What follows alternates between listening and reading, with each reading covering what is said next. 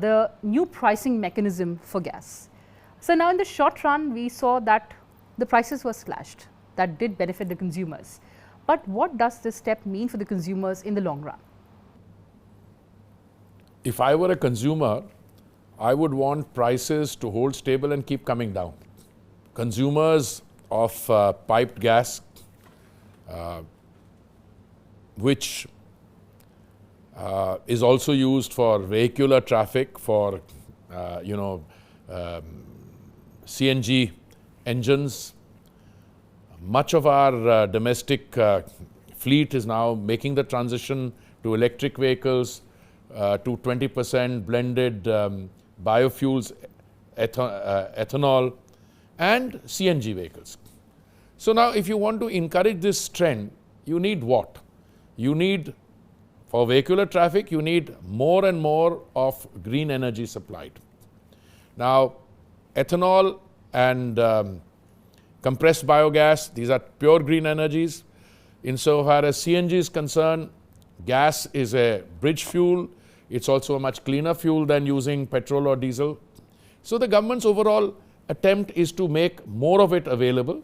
If more of it is available as the energy, then there will be more usage also, because people will want to make cars or want to have more domestic connections for piped gas. Now, before this cabinet decision, the pricing formula was based on, I think, 4 international gas hubs.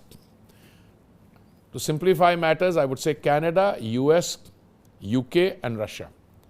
What has happened because of global developments, geopolitical developments, starting for the last, I think, 18 months or so, to be precise from February of 2022 onwards, that one of those hubs is actually not trading, the Russian hub, not trading in the open market as it were. And the UK hub is also seeing very little trade. So what happens is that you are now back to relying on figures based on 2 out of the 4 hubs. But something else has happened meanwhile. The volatility and the uncertainty which have been there in the market, we find that a revised formula which takes into account the Indian basket of crude, that is more relevant to the Indian context. The gas hubs were more global. The Indian basket, if we take into account and we utilize their benchmarking, this is what we did. And what we did, we put a floor and a ceiling. See, when there is volatility in the market, prices can go very low. So recently we had a situation where our ceiling just now is what, $4.5. They went even before that. So good sensible planning must ensure availability.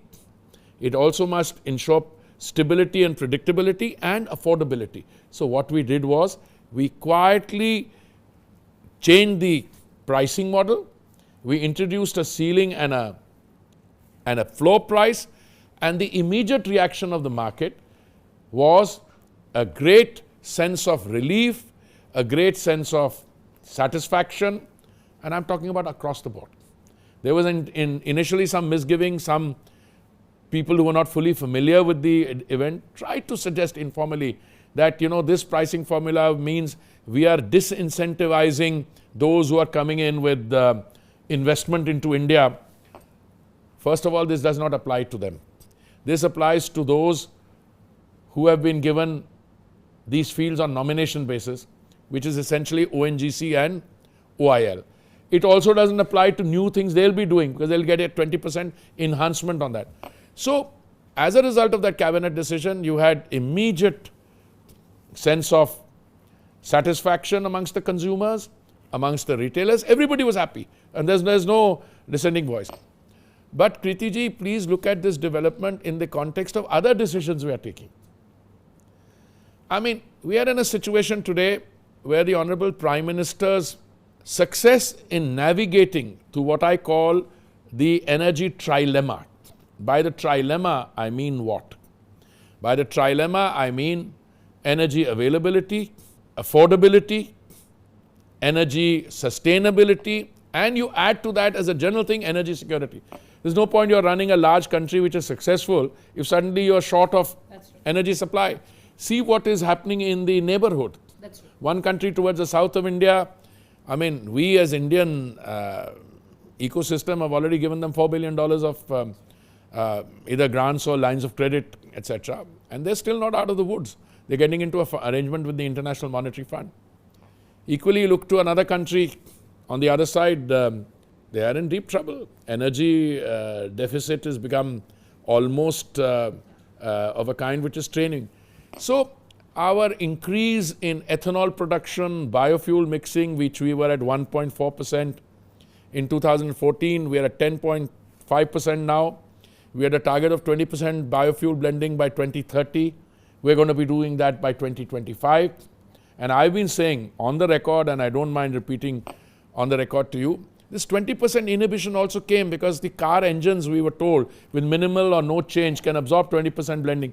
But now the new cars which are going to be coming in, of which you see the rollout, are E85 engines. You can lease it to 20%. So if we produce more ethanol, you save foreign exchange, 41,000 crores we saved with that 10% blending. We paid 42,000 crores to our farmers. And if you increase it from 10 to 20%, if prices are remaining at this level, it will be double that amount. But we are going to take it beyond 20%. If you look at compressed biogas, for the first time I feel confident after the announcements in the latest budget and what the state governments are doing, we will have more and more of compressed biogas plants contributing to green energy. Our hydrogen mission is doing very well. Our piped gas line, which you started with, we had a 14,000 kilometer pipeline in 2014. We have a target of 33,500 kilometers is a target. We are already at 23,500. 98% of our geographical area is covered. We have challenges. Yeah. You take the trunk pipeline up to a point where there are highest-rise buildings, you take a line from the trunk pipeline and you take it to the building, everybody gets covered. But some of our areas are rural, semi-rural, with the consumer households widely dispersed, but we're getting there. And I think on all fronts, whether it is piped gas or even gas made from crude, cylinder gas 14.2 kilometers. So India is a country where energy is getting top priority attention, and we are able to not only deliver, which is energy security and availability, but also on the affordability front. I mean, our petrol and diesel in the BJP states is 10 rupees cheaper or 12 rupees cheaper because center cut excise. Prime Minister cut it on two occasions, November 21 and May 22. And all I can tell you is you started by saying when will it come down, what it can do. I'm not a betting person, and certainly it's not my job to be able to say what's going to happen. We have to prepare for what's going to happen. Right. I think even despite the turbulence in the global market, despite production cutbacks, I think oil is down by $3 or so today again, 82. If it remains like this, going forward, I think we can even think of more relief to our consumers.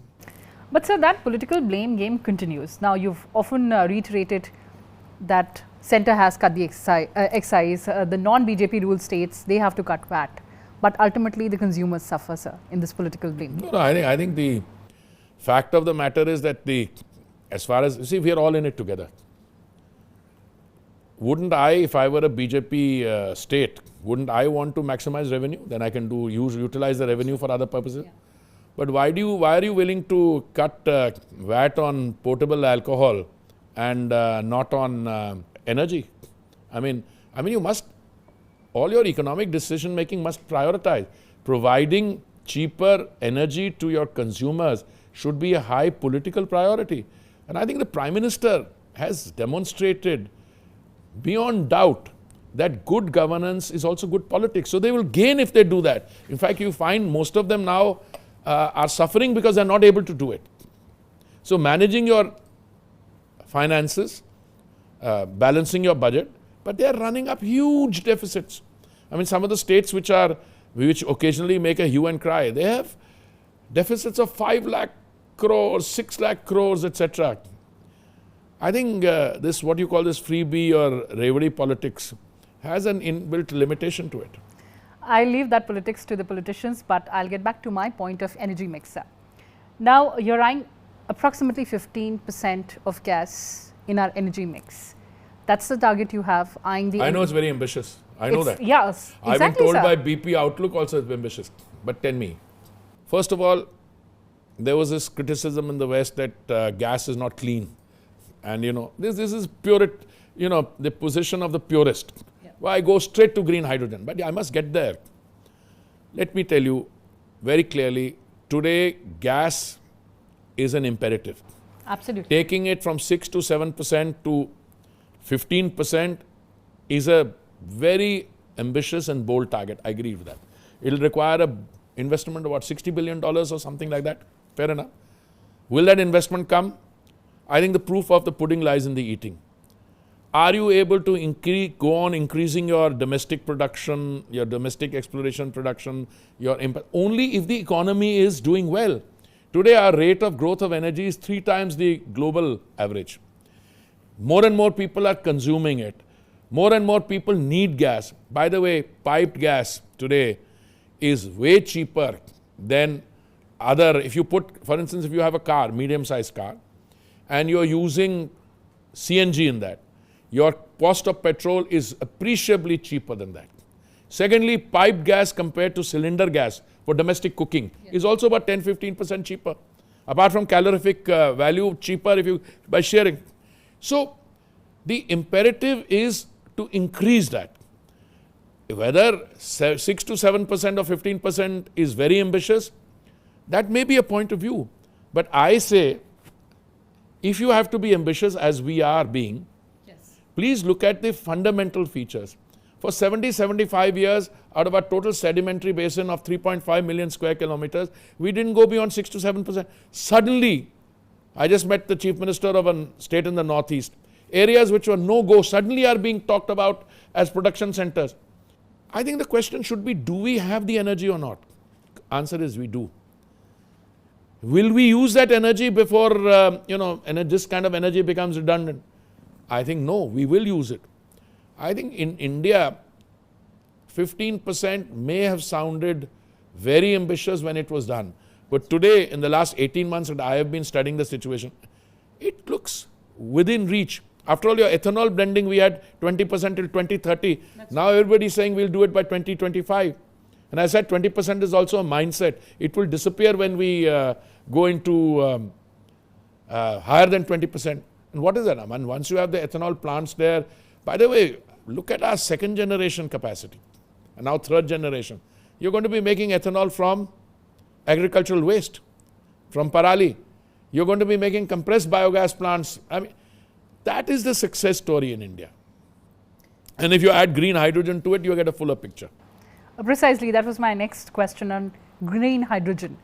How do you plan, what is the roadmap for India as far as green hydrogen? Well, we have a hydrogen is mission which has been declared. Yes. First of all, you had a political declaration by the Honorable Prime Minister from the ramparts of the Red Fort, I think 15th August 2021. And that we are going to do it in mission mode.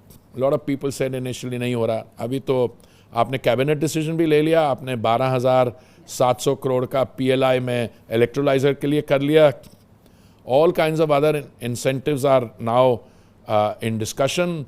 Meanwhile, green ammonia, a lot of our companies are already getting into MOUs to export to Germany, to Singapore, etc. But the real importance is that you have a coastline. So you have a natural advantage. If you get these big green hydrogen plants all over the coastline, you're already going way ahead. Secondly, and this is the more important point, green hydrogen will succeed where you have demand generated, where you will have consumption on the spot, and you have no need, because gases don't lend themselves easily to transportation. Green ammonia, yes, okay, that you can take as and you could create a global market. But I don't think green hydrogen, I mean, I'm a relative newcomer to this sector, but anybody who says I can make green hydrogen in the deserts of some other continent and take them to the consuming center, no.